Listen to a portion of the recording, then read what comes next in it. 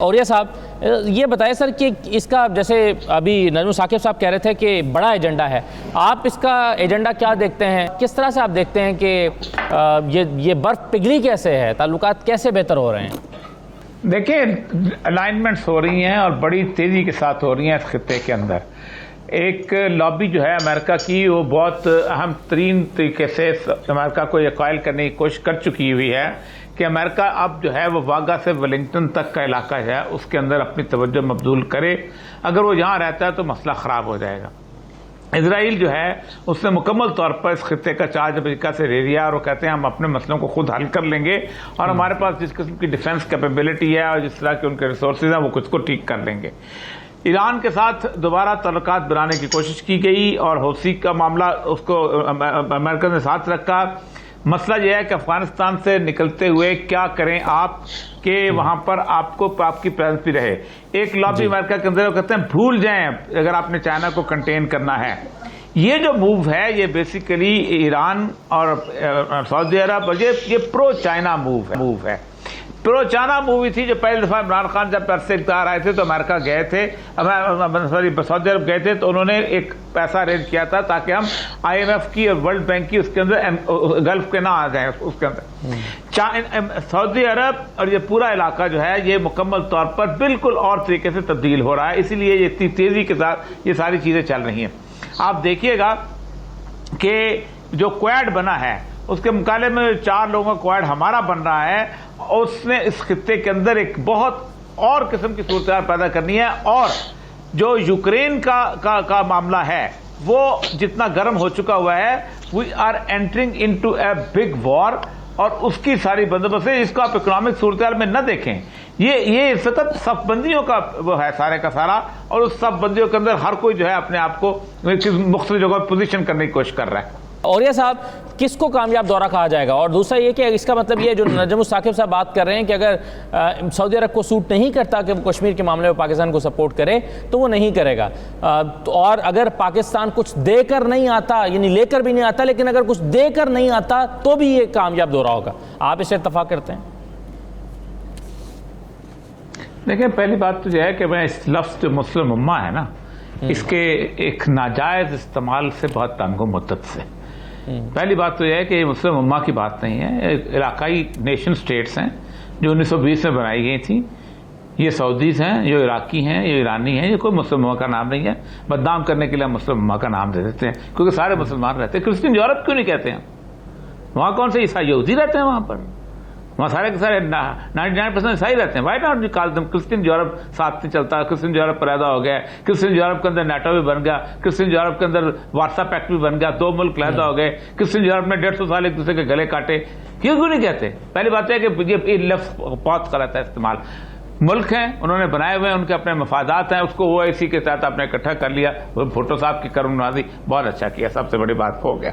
मसला सारा ये है कि ये क्यों इकट्ठे हो रहे हैं और किस लिए इकट्ठे हो रहे हैं? अपने मफादात के लिए इकट्ठे हो रहे हैं। हम भी अपने मफाद के लिए वहां जा रहे हैं और सऊदी अरब भी अपने मफादात के लिए इकट्ठा हो रहा है वहां पर। ईरान की सूरत हाल थी, ईरान का जिस वक्त मफाद था, ईरान ने अमेरिका का साथ दिया, अफगानिस्तान में भी दिया, इराक में भी दिया, पूरा फायदा उठाया।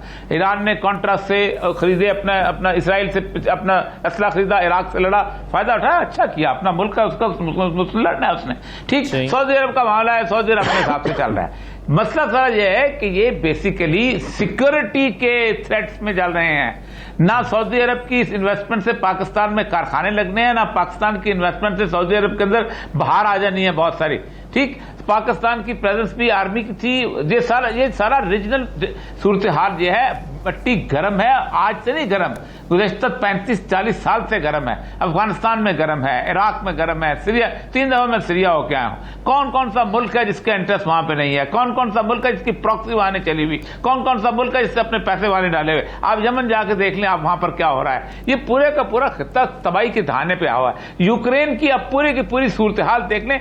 आप सोचते ब्लिंक ऑफ द वॉर पे जो लोग कह रहे हैं वो ये है कि इस वक्त वो जो उसने जो उसका था स्टालिनग्राड से पहले जिस बंदे था मशहूर ना, उसका ख्वाब पूरा होने वाला है कि वो कहते हैं कि हमने कॉन्स्टेंटिनोपल जो है फतह करना है। ये मामला है इस मामले के अंदर बात लोधी साहब की बात ठीक है, मैं बिल्कुल ठीक कहता हूं। ये पता नहीं चलेगा, 15 दिन बाद पता चलेगा कि ये प्रो अमेरिकन दौरा था या प्रो चाइनीज दौरा था, या हमें लालच दिए गए थे या हम खुद इकट्ठे चाइना था, ये लालच दिए गए थे, हम इकट्ठे, हम इस वक्त वहां बुलाए इसलिए गए हैं, हमें लालच दिया गया था या हमें डराया गया था? इस जाते हुए हमारे साथ वो किया जाए जो वियतनाम से जाते हुए कंबोडिया के साथ किया गया था। वियतनाम तो संभल गया, कंबोडिया नहीं संभल सका था। अगर आज हम 2 अड्डे दे देते हैं और ये मुझे बहुत डर लग रहा है, बिल्कुल एक्जैक्टली कुछ कैफियत में पाकिस्तान आ चुका है जो 9/11 के वक्त आया था, और मुशर्रफ साहब ने तो साथ के साथ मान लिए थे, आगे पता नहीं क्या होता है। बहुत कॉशियस होकर चलना पड़ेगा। और ये बात मैं लोधी साहब की बात से बिल्कुल मेरे कान खड़े हो गए कि समझ 10 दिन बाद पता चलेगी कि ये प्रो अमेरिकन था या प्रो चाइना दौरा था। सही है। चले, मैं इस पर नईम खालिद लोधी साहब से ये जानना चाहूंगा कि पाकिस्तान को इस वक्त सऊदी अरब से क्या चाहिए और सऊदी अरब को पाकिस्तान से क्या चाहिए। दोनों मुल्कों के मुफादात एक दूसरे से किस तरह से जुड़े हुए हैं। एक छोटा सा ब्रेक ले लेते हैं, ब्रेक के बाद आकर मैं रखता हूँ जनरल साहब के सामने, वापस आते हैं।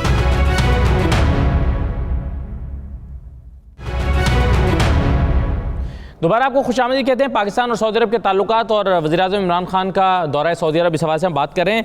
जनरल नईम खालिद लोधी साहब, ये बताइए सर कि पाकिस्तान सऊदी अरब से क्या चाहता है और सऊदी अरब की पाकिस्तान से क्या ज़रूरियात जुड़ी हुई हैं, दोनों के एक दूसरे के साथ मुफादात जो हैं वो किस तरह से जुड़े हुए हैं? जी देखिए, कुछ तो चीज़ें होती है ना बाईलैटरल, जो 2 मुल्क आपस में जो भी करते हैं, उसमें भी मल्टीलैटरल चीज़ें हैं, उसमें पॉलिटिकल एक दूसरे की जो मदद है, इकोनॉमिक मदद जो है, और पीपल टू पीपल कॉन्टैक्ट, 100 चीज़ें हैं, ट्रेड एंड ऑल दैट। उसमें जो सऊदी अरब को चाहिए था वो तो पाकिस्तान ने दे दिया, और वो मैं आपको बताता हूँ, वो स्टेटमेंट है आर्मी चीफ की, या जब ये मिले हैं सलमान बिन मोहम्मद को, उनको मोहम्मद बिन सलमान जी कि उन्होंने कहा कि हम सऊदी अरब और मक्का मदीना की हिफाजत करेंगे, और ये उन्होंने बरमला कहा है। और मेरा ख्याल है कि पहले सिर्फ दोनों शहरों की बात करते थे, भी पूरे सऊदी अरब की हिफाजत की बात की है। दूसरा एक होता है रीजनलिज्म या मल्टीलैटरलिज्म, उसमें अभी सऊदी अरब कुछ तो अपना जो मामलात हैं साफ ज़ाहिर है वो तो होंगे।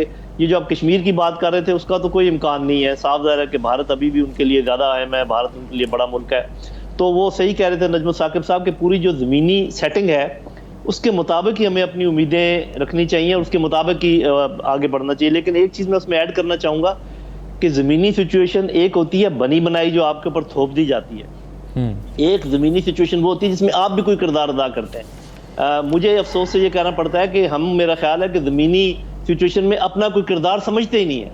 हम समझते हैं जी हमारा कोई काम नहीं है ज़मीनी सिचुएशन बनाने में। क्यों भाई, ये जो आप इतनी मेहनत से और इतनी कोशिश से वहाँ पर अमन लाने की कोशिश कर रहे हैं अफगानिस्तान में, क्या जवाब में आप कुछ भी मांगने आपका हक नहीं बनता? मतलब क्या वन वे सर्विस है ये? क्या हमने सिर्फ लोगों की खिदमत करना अपना वतीरा बना लिया है? क्या जवाब में कहीं हम रुक नहीं सकते थे, कहीं हम ठुक नहीं सकते थे? मेरा ख्याल है कि अब वो टाइम आया हुआ है